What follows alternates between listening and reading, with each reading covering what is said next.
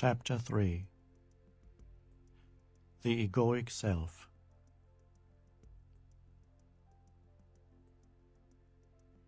The mind is incessantly looking not only for food for thought, it is looking for food for its identity, its sense of self. This is how the ego comes into existence and continuously recreates itself.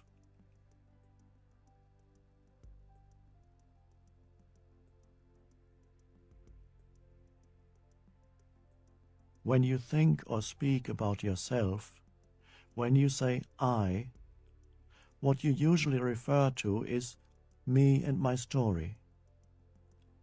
This is the I of your likes and dislikes, fears and desires, the I that is never satisfied for long.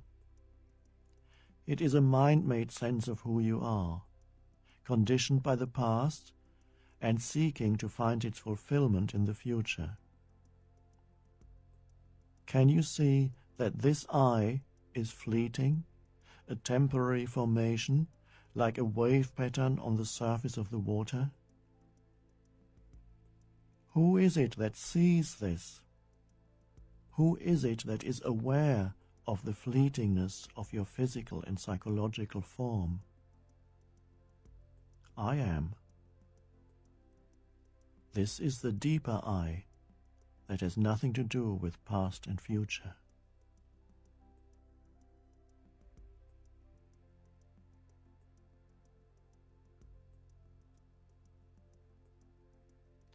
What will be left of all the fearing and wanting associated with your problematic life situation that every day takes up most of your attention?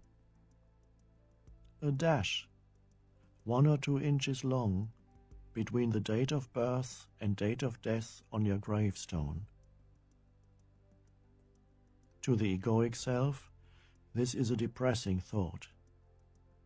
To you, it is liberating.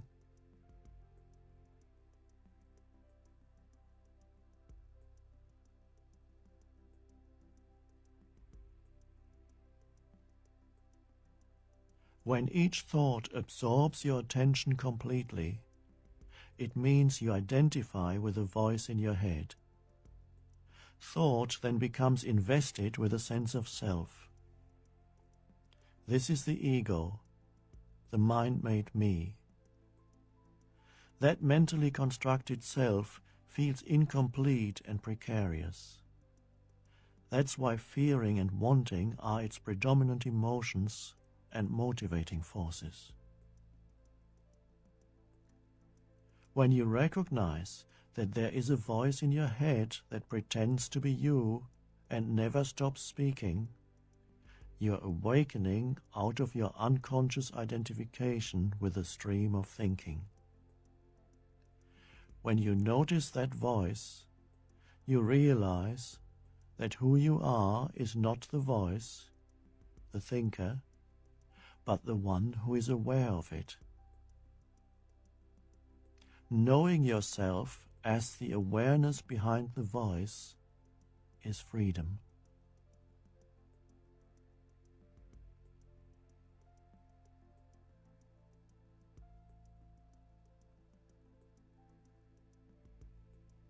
The egoic self is always engaged in seeking. It is seeking more of this or that to add to itself, to make itself feel more complete. This explains the ego's compulsive preoccupation with future. Whenever you become aware of yourself living for the next moment, you have already stepped out of that egoic mind pattern, and the possibility of choosing to give your full attention to this moment arises simultaneously. By giving your full attention to this moment, an intelligence far greater than the egoic mind enters your life.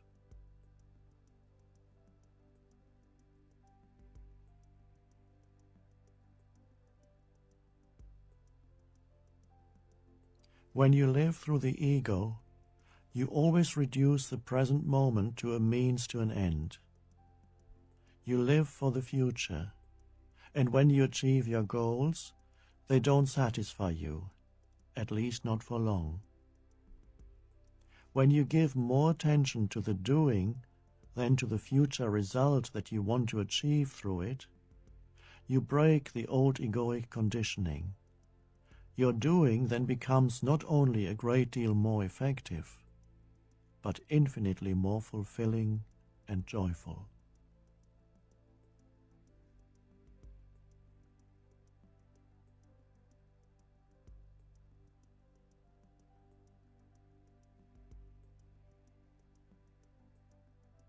Almost every ego contains at least an element of what we might call victim identity.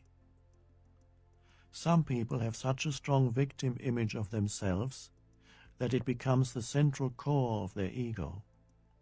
Resentment and grievances form an essential part of their sense of self. Even if your grievances are completely justified, you have constructed an identity for yourself that is much like a prison whose bars are made of thought forms. See what you are doing to yourself, or rather, what your mind is doing to you. Feel the emotional attachment you have to your victim story and become aware of the compulsion to think or talk about it. Be there as the witnessing presence of your inner state. You don't have to do anything. With the awareness comes transformation and freedom.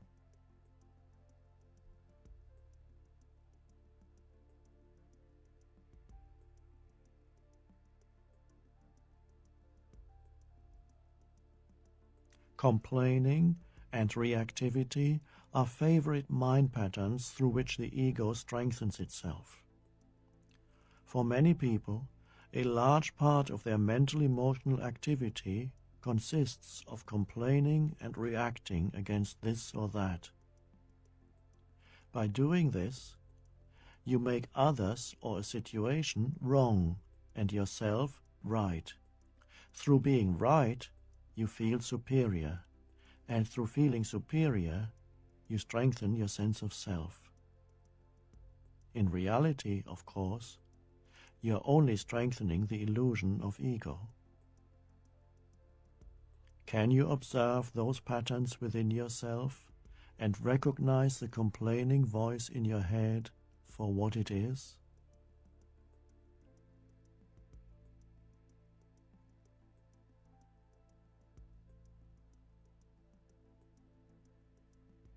The egoic sense of self needs conflict because its sense of a separate identity gets strengthened in fighting against this or that, and in demonstrating that this is me and that is not me.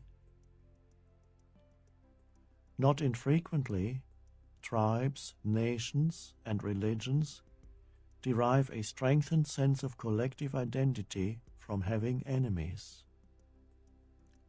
Who would the believer be without the unbeliever?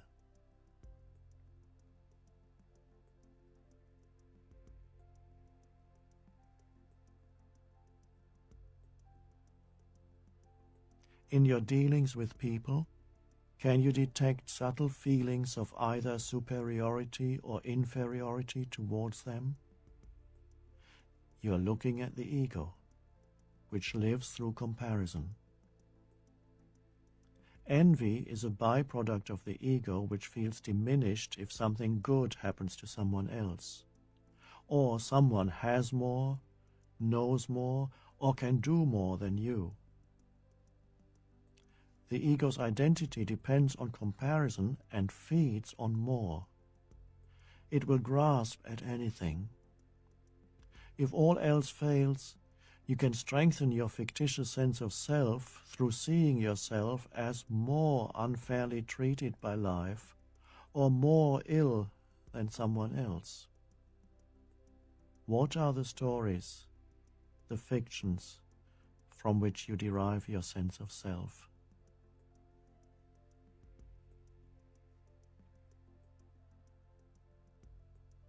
Built into the very structure of the egoic self is a need to oppose, resist, and exclude, to maintain the sense of separateness on which its continued survival depends. So there is me against the other, us against them. The ego needs to be in conflict with something or someone. That explains why you are looking for peace and joy and love, but cannot tolerate them for very long. You say you want happiness, but are addicted to your unhappiness. Your unhappiness ultimately arises not from the circumstances of your life, but from the conditioning of your mind.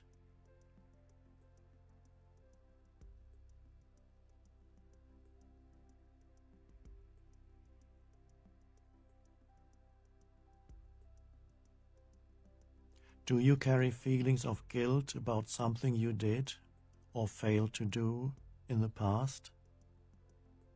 This much is certain.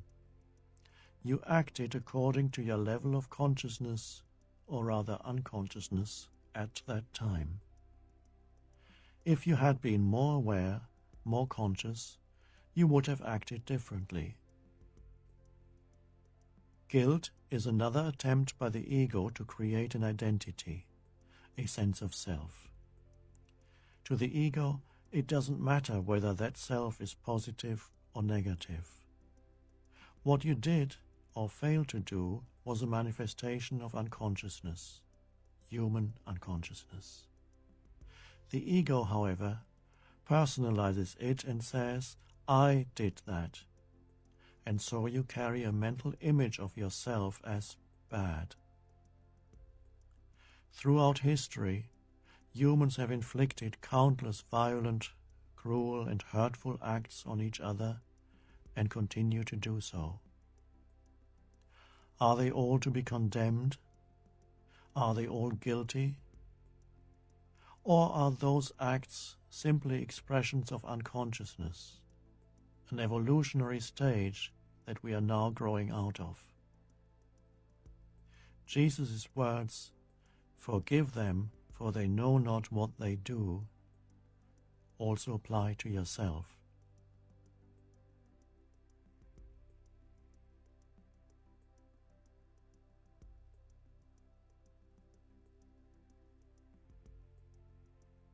If you set egoic goals for the purpose of freeing yourself, enhancing yourself or your sense of importance, even if you achieve them, they will not satisfy you. Set goals, but know that the arriving is not all that important. When anything arises out of presence, it means this moment is not a means to an end. The doing is fulfilling in itself every moment. You are no longer reducing the now to a means to an end, which is the egoic consciousness.